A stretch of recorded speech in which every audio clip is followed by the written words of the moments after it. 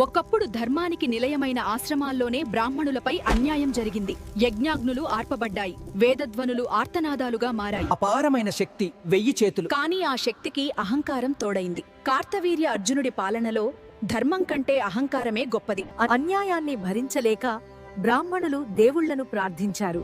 ధర్మాన్ని రక్షించమని వారి ప్రార్థన స్వర్గానికి చేరింది. అప్పుడే ధర్మరక్షణకై మహావిష్ణువు స్వయంగా అవతరించాడు. అతడే పరశురాముడు. ఇది కోపం కాదు, ఇది న్యాయం.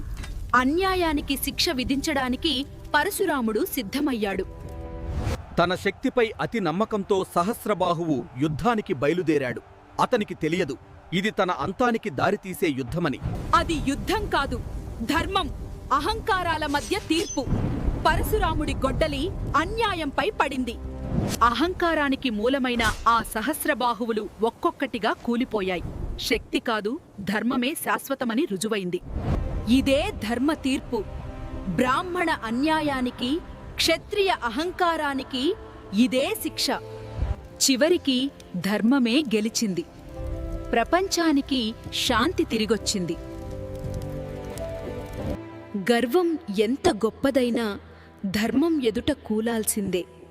ఇదే పురాణాల సందేశం.